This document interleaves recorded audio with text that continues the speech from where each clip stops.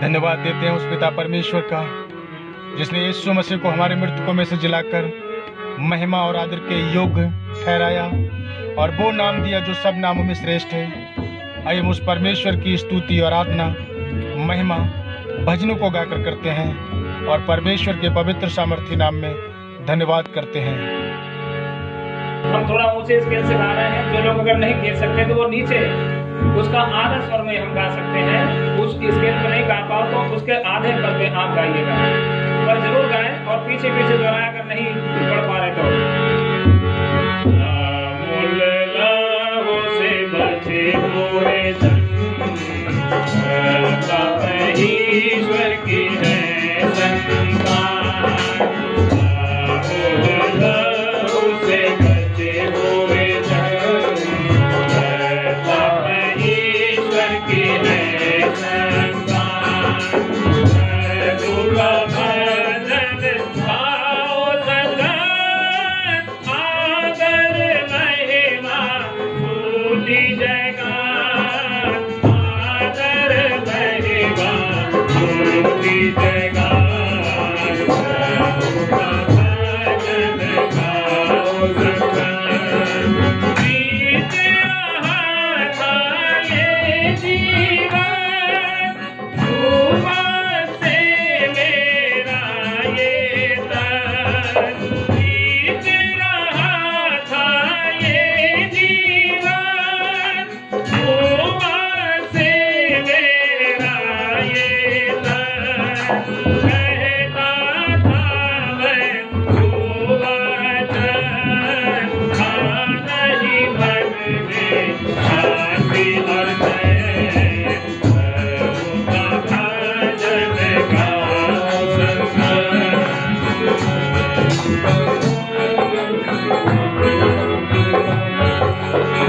प्रभु का भजन गाओ सदन आदर महिमा स्तुति जयकार, आदर महिमा स्तुति जयकार। प्रभु का भजन गाओ सदन। सब लोग गाइए, जैसे कि बोल है उस बोल के अनुसार प्रतिक्रिया दिखाइए। अमूल्य लहू से बचे हुए जन, ये जो प्रभु यीशु के लहू से छुड़ाए हुए खरीदे लोग हैं, वे प्रभु की भजन करें। ये प्रभु को भाता और उसको पसंद होता है। चलता था मैं चाकल पथ में, जिसके अर्थ में था मरण। चलता था मैं चाकल पथ में, जिसके अर्थ में था मरण। नरक दंड को अपना कर कमाई करता था पाप का धन।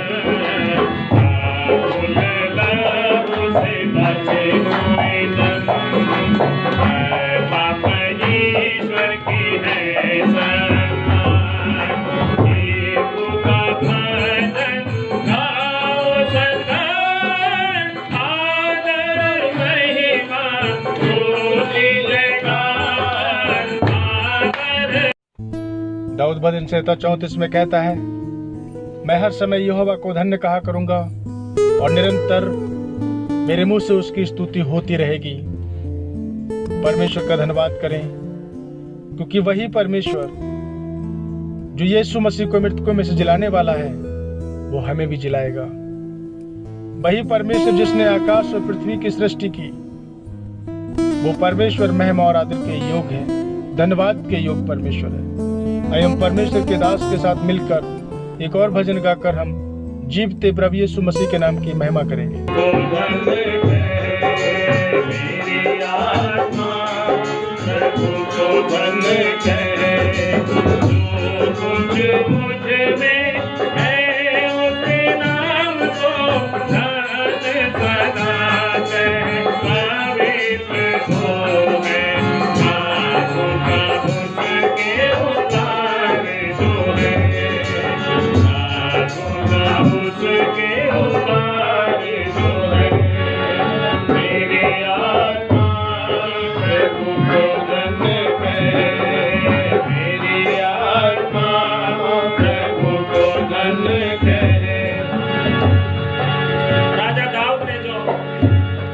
चरित संहिता 103 में कहा, हे मेरे मन, यहोवा को धन कह और उसके किसी उपकार को ना भूलना।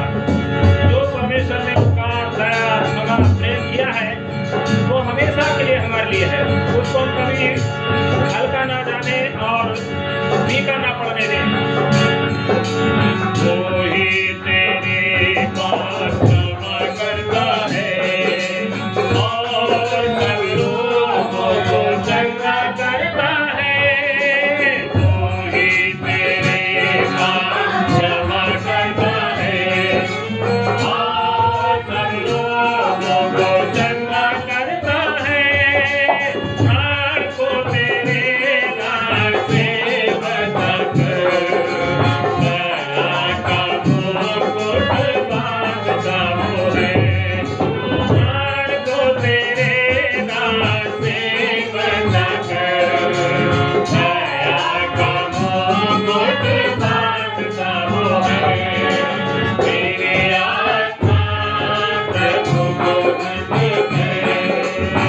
मेरी आत्मा प्रभु को धन्य करे।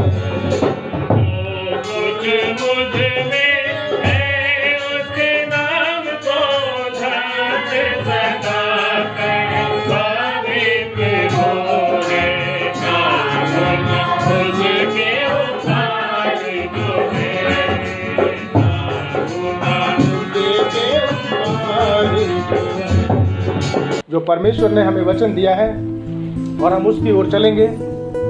और बहुत बार का सुना हुआ वचन हो सकता है, लेकिन इस वचन में जो परमेश्वर से मैंने प्रार्थना की और कि परमेश्वर मेरे लिए क्या वचन है, आपका क्या आज्ञा है, परमेश्वर किस तरीके से हमसे आप बात करना चाहते हो, परमेश्वर ने मुझे कुछ वचन दिए जिनके द्वारा हम परमेश्वर से सीखेंगे और आगे करने की कोशिश करेंगे।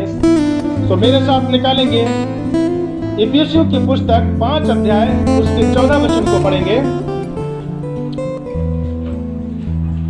इफिसियों 5 अध्याय और उसके 14 वचन को। ये कारण वो कहता है, हे सोने वाले जाग और मुर्दों में से जी उठ, तो मसीह की ज्योति तुझ पर चमकेगी। तो मसीह की ज्योति तुझ पर चमकेगी। एक बार सब लोग मिलकर इस वचन को पढ़ लें। इस कारण तो कहता है, यह कहता है, सोने वाले जाग, ये सोने वाले जाग और मुर्दों में से जी उठ, तो मसीह की ज्योति तुझ पर चमकेगी। वचन को समझ रहे हैं इसको कि परमेश्वर का आत्मा कह रहा है कि हे सोने वालों जागो और मुर्दों में से जी उठो, तब मसीह की ज्योति तुम पर चमकेगी। सोने के बाद, ये सोने का बहुत बड़ा मसला है कि हम सोते रहते हैं। चर्च में आएंगे तो भी हमें नींद की झपकी लगने लगेगी, प्रार्थना करेंगे तो भी नींद की झपकी लगने लगेगी। जब जब हम परमेश्वर के पास बैठेंगे तब तब हमारी आंखें भारी होती चली जाती हैं। लेकिन परमेश्वर का वचन क्या कह रहा है कि हे सोने वाले जाग और मुर्दों में से जी उठ, तब मसीह की ज्योति तुझ पर चमकेगी। ये जरूरी है कि हम कितना जगे हुए हैं और हम कितना परमेश्वर में जीवित हैं, कितना जीवित हैं और मसीह की ज्योति में चल रहे हैं या नहीं चल रहे हैं। आज हम इसी पे बात करेंगे कि सोने से, घर में जल्दी सो जाना, देर तक सोते रहना, पूरी रात सोते रहना, करवट नहीं लेना, ये हम सब जानते हैं कि किस रीति से हम सोते हैं। लेकिन परमेश्वर का वचन इस बात पर हमें क्या कहता है कि हमारे लिए सोना कितना जरूरी है और नहीं सोना हमारे लिए कितना जरूरी है। इसलिए हमारा टॉपिक है कि मुर्दों में से जाग। आज हमें जागने की आवश्यकता है और ज्यादा सोने से क्या होता है। नीति वचन पढ़ेंगे मेरे साथ। नीति वचन, परमेश्वर का वचन क्या कह रहा है इस बात में। नीति वचन 6 अध्याय उसके 9 से 11 वचन तक पढ़ेंगे। हे आलसी, तू कब तक सोता रहेगा?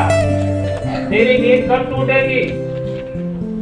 कुछ और सो लेना, थोड़ी सी नींद, एक और झपकी, थोड़ा और छाती पर हाथ रखकर लेटे रहना, तब तेरा कंगालपन बटमार की नाई और तेरी घटी हथियारबंद के समान आ पड़ेगी। बस परमेश्वर का वचन क्या कह रहा है यहाँ पर नीति वचन में लिखा हुआ कि हे आलसी, परमेश्वर का वचन कह रहा है कि भोर को हमारी आवाज परमेश्वर के सन्मुख पहुंचना चाहिए।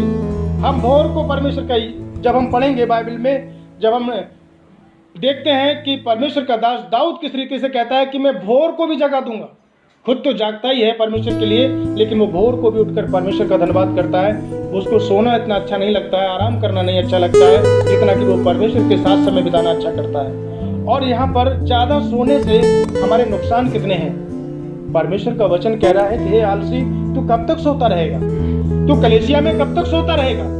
तेरी आंखें कब खुलेंगी? कब तू परमेश्वर को पहचान पाएगा?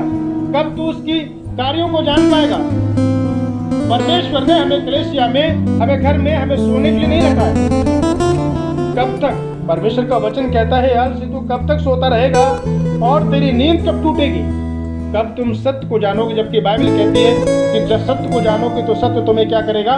स्वतंत्र करेगा।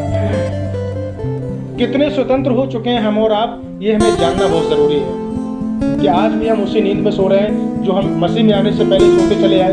किसी भी सच्चाई से दूर है, हर बात से परमेश्वर की हम दूर हैं, कुछ भी नहीं मालूम है आकर बैठ जाते हैं, और कुछ भी जो भी कुछ परमेश्वर के वचन के द्वारा होता है सब हमारे सिर के ऊपर से निकल जाता है। कितनी गहराई मिल रही परमेश्वर के वचन को। ये बहुत जरूरी है कि जिस परमेश्वर के लिए आप आए, जिस मेज के लिए आप आए, उसकी पूरी बातों को परमेश्वर के लिए हम जान सकें। और सुलेमान यहाँ कहता है कि यार तू कब तक सोता रहेगा? कुछ और सो लेना, कुछ और थोड़ी सी झपकी ले लेना। ऐसे करने से कलीसिया में भी कंगाली आएगी, परिवार में भी कंगाली आएगी, घर में भी कंगाली आएगी। क्यों? आशीष से नहीं, परमेश्वर का वचन कहता है कि हमें भोर को उठ के परमेश्वर का धन्यवाद करना है। एक हम और पढ़ेंगे परमेश्वर के वचन के लिए, मत्ती 13 अध्याय उसके 25 वचन में। सोने से, जब लोग सो रहे थे, लिखा है परमेश्वर के वचन में कि पर जब लोग सो रहे थे तो उसका शत्रु आकर गेहूं के बीज जंगली बीज बोकर चला गया। हम लोग सो रहे हैं, हमारे परिवार में शैतान आया, जंगली बीज बोकर चला गया।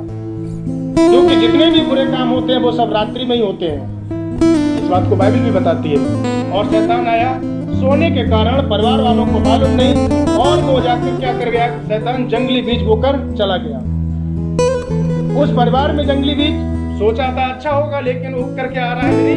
बुराइयां उग कर आ रही हैं। क्योंकि परिवार के लोग क्या हो रहे हैं? सो रहे हैं। जो समय प्रार्थना का था उस समय में सो रहे हैं।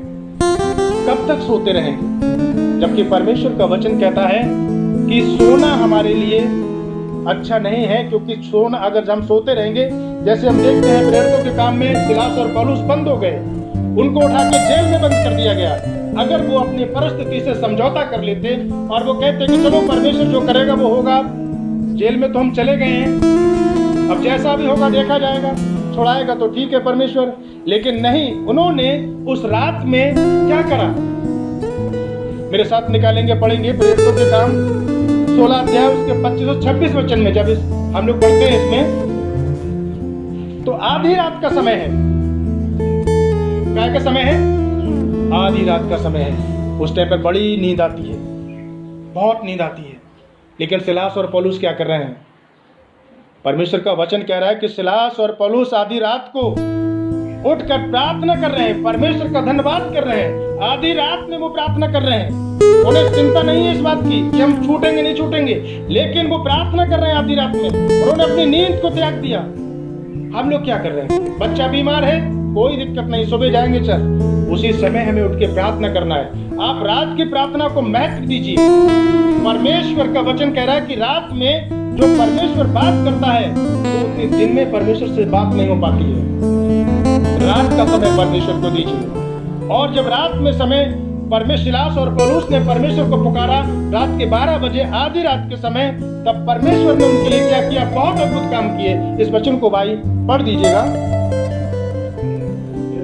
प्रेरितों 16 आधी रात को लगभग पौलुस और सिलास प्रार्थना करते हुए परमेश्वर के भजन गा रहे थे। परमेश्वर के भजन गा रहे थे। देखिए जेली है, सब लोग हैं, अपने अपने दुखों को लोग भूल गए। वो और भी कैदी हैं, क्या कर रहे हैं? रात के 12 बजे, आधी रात, उन्हें कुछ नहीं सूझा। उन्होंने आओ हम परमेश्वर की आराधना करें। मेरा परिवार, मैं आपको गवाही के रूप में ये बता रहा हूँ कि जब मेरे परिवार में 2 वक्त की रोटी खाने के लिए नहीं थी, मैं सन 2002, सन 2001 की बात बता रहा हूँ, सन 2000 में, 2001, 2003, तो ये मेरे परिवार की ऐसा कारण था कि जब हम भूखे रहते थे तब हम कहते थे आओ, जब खाने के लिए नहीं है तो चलो हम फास्टिंग रखते हैं, इसमें प्रार्थना करते हैं। लोग कहते थे इनके घर में पता नहीं क्या है, रात रात भर प्रार्थनाएं होती हैं, गाते रहते हैं। सिलास और पौलुस यहाँ पर अपने दुखों में क्या कर रहे हैं प्रियजनों? वो रात में आधी रात प्रार्थना कर रहे हैं और परमेश्वर की स्तुति गान कर रहे हैं। फिर एक बहुत बड़ा अद्भुत कार्य होता है। इतने में एकाएक बड़ा भूडोल हुआ, यहाँ तक कि बंदी गृह की नींव हिल गई। बंदी गृह की नींव हिल गई प्रियजनों। परमेश्वर का वचन क्या कह रहा है? बंदी गृह की नींव हिल गई। जिस शैतान ने नींव आपके घर में डाल रखी है, मेरे घर में, लोगों के घर में, जिसके लिए परमेश्वर ने क्या कहा कि सिर्फ आराधना से छुटकारा है, और नींवें हिल गई, दुष्ट की नींवें हिल गई, उस जेल की नींवें हिल गई। परमेश्वर का वचन कह रहा है फिर उन्होंने क्या करा आधी रात में जब नींवें हिल गई, फिर आगे और तुरंत सब द्वार खुल गए, और सबके बंधन खुल पड़े। सबके बंधन खुल चुके। कब? जब रात में उठकर वो प्रार्थना करने लगे, रात में उठ के प्रार्थना करने लगे। ये रात की प्रार्थना परिवार के लिए बंधन तोड़ती है। नींवें टूट जाएंगे, शैतान की द्वारा डाली गई, बंधन खुल जाएंगे, द्वार खुल जाएंगे जो द्वार बंद कर चुका है शैतान। परमेश्वर के द्वारा जब हम आधी रात में उठकर रात में हम परमेश्वर का धन्यवाद करेंगे, तो परमेश्वर का वचन कह रहा है कि हमारे घर के क्या होंगे? जो बंद दरवाजे कर चुका है शैतान, जो आय के स्रोत बंद कर चुका है, जो हमारी आमदनी के स्रोत बंद कर चुका है। कहते हैं लोग, अरे पिछले समय में तो बहुत अच्छा बिजनेस चल रहा था, अब पता नहीं क्या हो गया है। पहले बहुत अच्छी कमाई थी, अब हो नहीं रही है। क्यों नहीं हो रही है? कारण है क्योंकि हम तो सो रहे हैं। शैतान आया, बीज बो गया गंदा, वो तो जंगली बीज बो के चला गया। सोने से हमारे नुकसान परमेश्वर के वचन में हम देखेंगे। आज इसी बात के लिए मेरे साथ निकालेंगे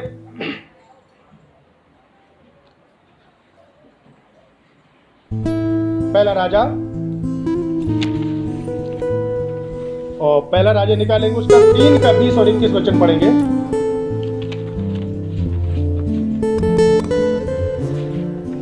तब इसने आधी रात को उठकर, जब तेरा दासी सो ही रही थी, तब मेरा लड़का मेरे पास से लेकर अपनी छाती में रखा और अपना मरा हुआ बालक मेरी छाती में लिटा दिया। समझ में आ रहा है? परमेश्वर का वचन यहाँ क्या कह रहा है? सुलेमान के पास 2 स्त्रियां पहुंची और पहली स्त्री क्या कह रही है कि जब मैं आधी रात को उठकर मैंने क्या देखा, जब इसने आधी रात को उठकर, तब मैं तेरी दासी सो रही थी। आधी रात में क्या कर रही है? सो रही है। बच्चा, उसे मालूम ही नहीं है कि वो किस करवट से लेटा है, नहीं लेटा है। दूसरी स्त्री आती है, अपना मरा बच्चा वहां पर रख देती है और जिंदा बच्चे को लेकर उसके चली जाती है। शैतान ठीक यही करता है। जब हम रात में सो रहे हैं, शैतान हमारी जिंदा आशीषों को लेकर चला जाता है और मरी हुई आशीषें छोड़ जाता है, क्योंकि हम तो सो रहे हैं गहरी नींद में। हमें कोई मतलब ही नहीं है परमेश्वर को याद करने से। अगर परमेश्वर थपथपा के उठा भी रहा है प्रार्थना के लिए, तो भी और नींद और झपकी बड़ी कर रही नींद आ रही है। हम रात में उठने की हिम्मत नहीं करते हैं कि चलो उठकर, अगर मेरी आंख खुल गई है, इस टाइम पर उठ के मैं अपने परिवार के लिए आशीषों की प्रार्थना करूं। और यहाँ पर सुलेमान के सामने एक केस आता है और परमेश्वर इस वचन के द्वारा समझाना चाह रहा है कि हम गहरी नींद में सो जाते हैं। शैतान का काम रात में शुरू होता है। जितने भी शैतान की पूजा पाठ देखी, रात के 12 बजे। कोई भी भूत सिद्धि करने वाला होगा रात के 12 बजे करेगा। मंदिरों में घंटे रात के 12 बजे से बजेंगे। लोग कब्रिस्तान में जाते हैं, वहां पर शैतानों की पूजा रात के 12 बजे से करते हैं। चौराहों पे लोग जाके रात के 12 बजे से टुटका टुटक्रम करते हैं। क्यों? वो टाइम ऐसा होता है कि शैतान का और परमेश्वर के बीच में मलयुद्ध होता है। और यहाँ पर क्या लिखा हुआ है कि उसके जिंदा बेटे को उठाकर लेकर क्या हो गया? चले गए, और उसने अपना मुर्दा बेटा उसके पास लाकर रख दिया। मेरे प्रियजनों, ये है हमारे विकट तरीके से सोने का कारण। और लिखा है कि तब उसने आधी रात को उठकर देखा कि मेरी दासी सो रही थी और मेरा लड़का मेरे पास सो रहा था। अच्छा बेटा लेकर सोई, लेकिन सुबह उठी तो कैसा है? मुर्दा हो चुका है। बदल दिया, मृत्यु में बदल दिया। बच्चा अच्छा खासा था, बिना प्रार्थना करे सो गई मम्मी। बच्चा भी सुला दिया, खुद भी सो गए, बच्चे को भी सुला दिया, सुबह उठे तो बच्चे बीमार हैं। कारण क्या है? क्योंकि शैतान जंगली बीज हमारे परिवारों में हो रहा है। बच्चा अच्छे खासे थे, लेकिन बीज उसमें किसने बो दिया? शैतान ने बो दिया। जरूरी है कि हम रात में भी उठकर अपने बच्चों के लिए प्रार्थना करें। जितने टाइम आँख खुले, मेरे बच्चे बड़े हो गए हैं, लेकिन फिर भी सुबह को उठकर मैं उनको आशीष सिर पे हाथ रख के प्रार्थना करता हूँ। रात में जब भी मेरी आँख खुले, सिर पे हाथ फिरा के परमेश्वर उनको आशीष दे, अपने हाथों में संभाल के रखे, ये जरूरी है। और यहाँ पर पढ़ेंगे पूरा भाई इस वचन को, पहला राजा 3:20-21। भोर को जब मैं अपना बालक दूध पिलाने को उठी, तब उसे मरा हुआ पाया। सुबह को जब वो अपने बच्चे को दूध पिलाने के लिए उठी तो बच्चा कैसा पाया? मरा हुआ पाया। आशीष है मरी हुई पाई। सोए तो अच्छे से थे, लेकिन सुबह को उठे तो मूर्छित है, मुरझाए हुए। जबकि सिलास और पौलुस प्रार्थना करके क्या कर रहे हैं? बंधनों को छुटकारा पा रहे हैं। छूट गए, वो नींवें हिल गई और परमेश्वर ने उनको क्या कर दिया? आजाद कर दिया। मेरे प्रियजनों, रात की प्रार्थना की ताकत बहुत है। जितने भी शैतानी काम है, जितने भी परिवार में आपको लग रहा है कि ये स्थिति ठीक नहीं हो पा रही है, आप रात में उठ के प्रार्थना कीजिए। आप रात की प्रार्थना चुन लीजिए, आप रात का उठना चुन लीजिए और देखिए परमेश्वर कैसे अद्भुत काम करता है। आप एकांत जगह चुन लीजिए और घुटने टेक कर आप बिस्तर से उठ के प्रार्थना कीजिए और देखिए परमेश्वर की सामर्थ। जितने भी मरी हुई स्थितियां हैं वो जीवित होती चली जाएंगी। जो मरे हुई चीजें हैं वो परमेश्वर उनको बदलता चला जाएगा, क्योंकि ये 100% सत्य है कि जहां पर यीशु मसीह है वहां कुछ मर नहीं सकता। वहां का ना फाइनेंस मरेगा, ना वहां की आर्थिक तंगियां होंगी वहां पर। और परमेश्वर जहां यीशु मसीह है वहां पर सब चीजें बदलती चली जाती हैं, क्योंकि जहां पर यीशु मसीह गए, एक भी ऐसा बाइबल में मुझे जगह दिखा दीजिए कि प्रभु यीशु मसीह निकल कर गए और वहां पर चमत्कार ना हुआ हो। और फिर हम तो उसको मानने वाले लोग हैं। जहां से निकल कर गए प्रभु, वहां अद्भुत कार्य हुआ। इसलिए परमेश्वर का वचन कह रहा है कि इस कारण वो ये कहता है कि सोने वाले जाग और मुर्दों में से जियो, तब मसीह की ज्योति तुझ पर चमकेगी। तब मसीह की ज्योति चमकेगी। अपना समय दीजिए परमेश्वर को। और परमेश्वर का वचन क्या कह रहा है, हमारे साथ निकालेंगे मत्ती 26 अध्याय उसके 40, 41 और 42 वचन को पढ़ेंगे।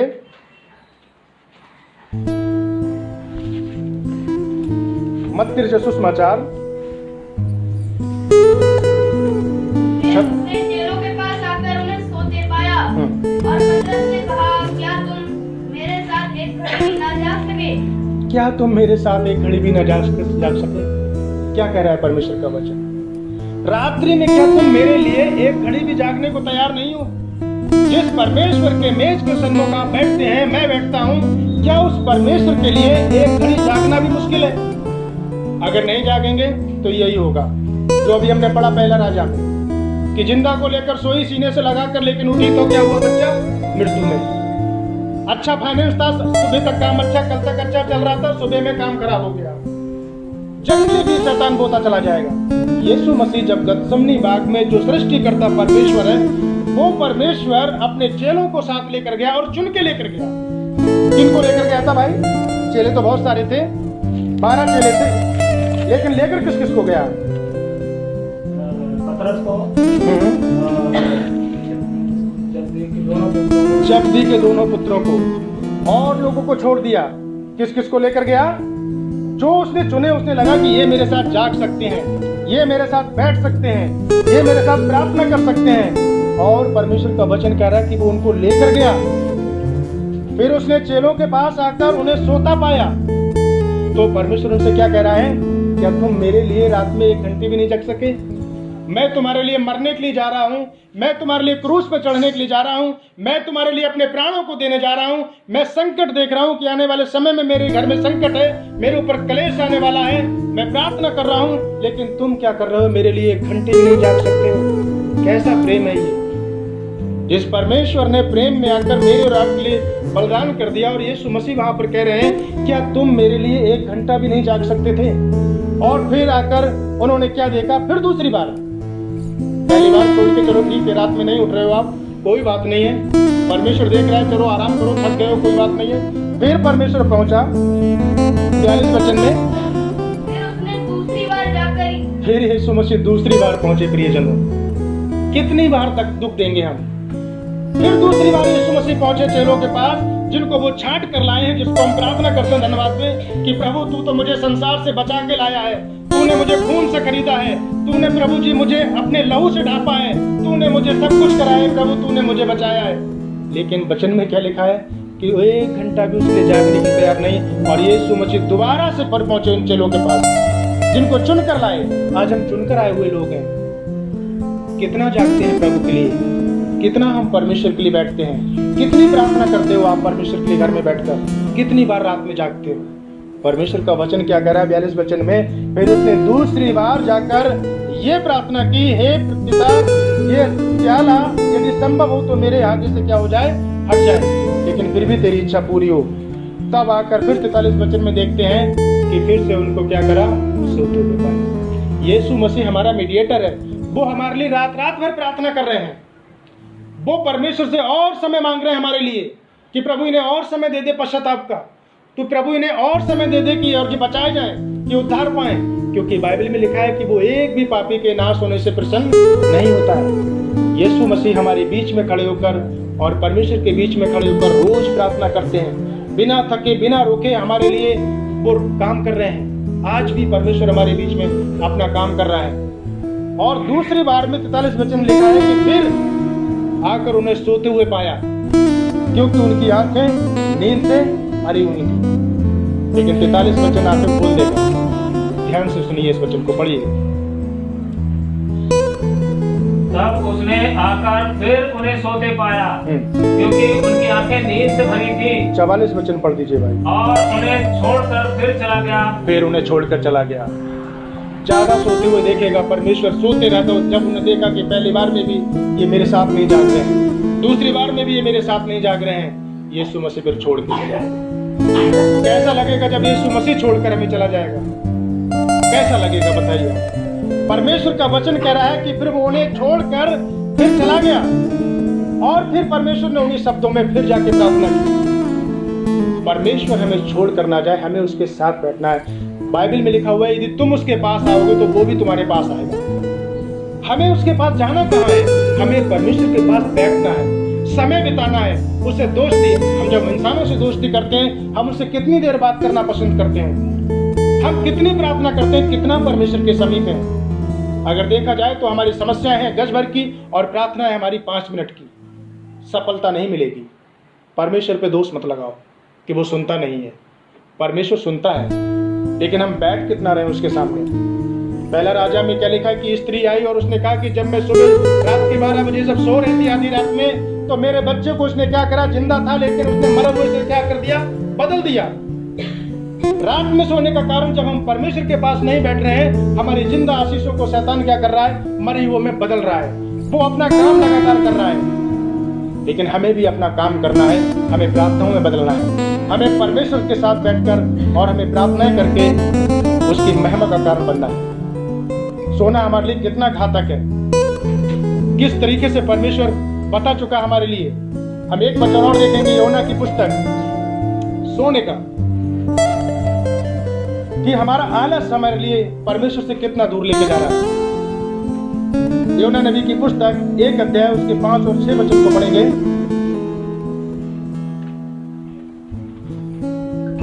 5 और 6, 1 से 5 से।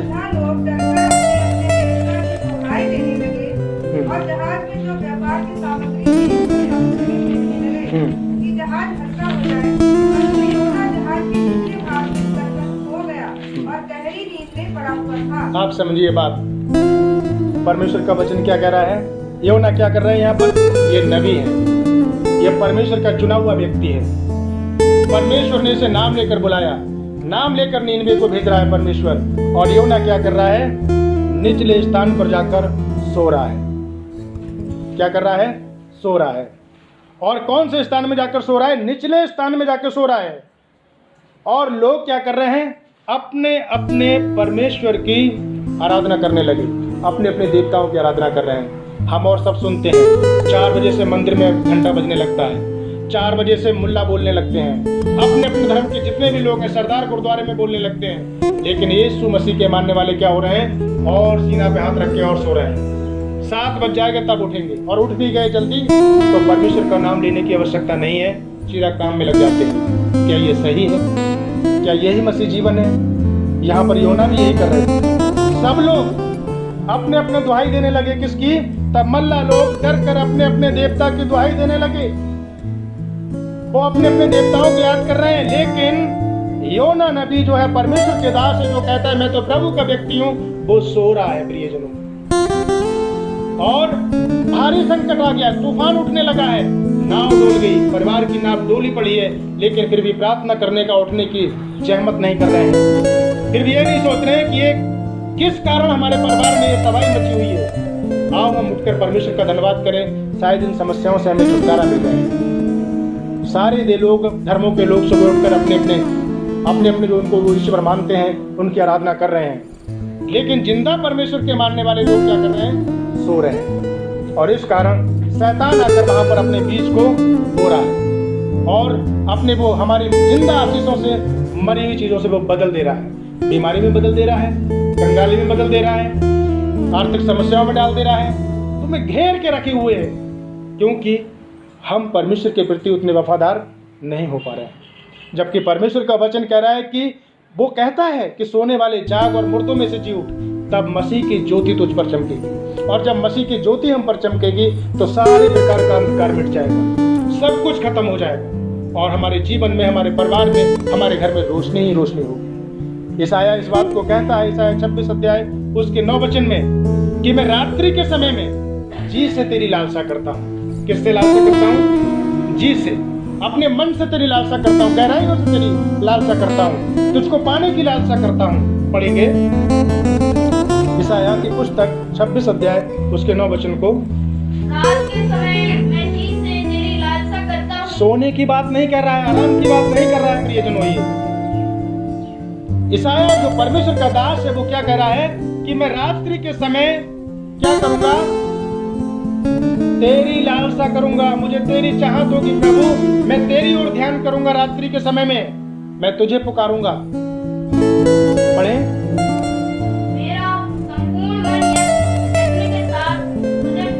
मेरा संपूर्ण मन, पूरे मन से प्रभु मैं रात में तुझे ढूंढूंगा। रात की जरा घुटने टेक के प्रार्थना करना आरंभ कीजिए, आप शुरू कीजिए अपने परिवार में। देखिए परमेश्वर का अद्भुत काम, कैसे चीजों को परमेश्वर बदलता चला जाता है, कैसे चीजों को एकदम बदलता देखेंगे आप। अभी हम लोग ने इतने बच्चों को देखा कि आलस का कारण हमारे परिवार में सिर्फ और सिर्फ बर्बादी की ओर लेके जाएगा। लेकिन परमेश्वर का वचन कह रहा है कि हमें मुर्दों में से जीना है, जागना है। जो समाज ऐसा है उससे हमें अपने आप को अलग हट के रखना है, तब मसीह की ज्योति हमारे ऊपर चमकेगी। रात्रि में जब हम आराधना करते हैं तो बंधन टूट जाते हैं, नींवें हिल जाती हैं, द्वार खुल जाते हैं। ये सब परमेश्वर के द्वारा होता है। ये परमेश्वर, जिन द्वारों के लिए हम प्रार्थना करते हैं कि प्रभु तू कोई हमारे लिए कमाई का द्वार खोल, ये प्रार्थना आराधना के द्वारा होगा। जब हम परमेश्वर के द्वारा हम उसकी रात्रि में आराधना करेंगे, रात में हम उठ के परमेश्वर का धन्यवाद करना शुरू करेंगे, उसके वचन को हम पढ़ेंगे। क्यों? क्योंकि परमेश्वर का वचन जिस यीशु मसीह ने हमें बुलाया है, वो अपने चेलों से, जैसे अभी हमने देखा मत्ती में, कि वो बार बार आकर देखता है कि मेरे चेले सो रहे हैं और मैं रात में प्रार्थना कर रहा हूँ। वो हमारे लिए मरने के जा रहा है, क्रूस पे चढ़, वो देख रहा है कि उसका दुख इतना बढ़ गया है कि उसका पसीना खून के नहीं, जो उसका था खून, वो पसीने की तरह टपक रहा है, एकदम खून में लथपथ हो रहा है, व्याकुल हो रहा है मन में परमेश्वर। और उसके चेले क्या हो रहे हैं? सो रहे हैं। और दूसरी बार में आकर देखता है, फिर वो उनको छोड़ के चला जाता है, वो अपने काम में लग जाता है, फिर प्रार्थना करता है। मेरे प्रियो, अगर प्रभु यीशु मसीह हमें छोड़ के चला जाए तो हमारा जीना कुछ भी नहीं, हम लास्ट हो जाएंगे जिंदा। क्योंकि परमेश्वर का वचन कह रहा है उसके बिना मैं कुछ भी नहीं। हम यीशु मसीह से अलग होकर कुछ भी प्राप्त नहीं कर सकते हैं। वचन साफ कह रहा है यूहन्ना की पुस्तक में कि तुम मुझसे अलग होकर कुछ भी प्राप्त नहीं कर पाओगे। और उससे हमें जुड़ने के लिए हमें उसके साथ बैठना है, हमें प्रार्थना करना है, हमें उसकी मेज में भाग होना है, हमें जीवित होना है। जब हम यीशु मसीह को धारण करते हैं, जब यीशु मसीह में हम बपतिस्मा लेते हैं, तब हम मुर्दों में से जी उठते हैं और एक नए जीवन में परमेश्वर की आराधना करने के लिए एक नया जीवन में हम प्रवेश कर जाते हैं। मेरे प्रियजनों, परमेश्वर ने जो वचन हमारे लिए दिया है इसको हमें स्मरण करना है कि मुर्दों में से हमें क्या करना है, जीवित होना है। प्रभु यीशु मसीह के लिए जीवित होना है, उसके लिए हमें अपने समय को देना है। रात्रि में भी हमें परमेश्वर की आराधना करना है, ताकि परमेश्वर के द्वारा हमारे सारे बंधन तोड़े जाएं और सारी प्रकार की समस्याओं को छुटकारा परमेश्वर दे अपने इन वचनों के द्वारा। ईसाया की तरह रात्रि में हमें लालसा करनी है परमेश्वर को पाने की, उसको पाने की हमें लालसा लगा करना है, हमें उसे पाने की चाहत करनी है कि प्रभु मैं रात्रि के समय में भी तुझे पाने की चाहत करूंगा। प्रभु अपने इन वचनों पर आशीष दें। आप सबको जय मसीह।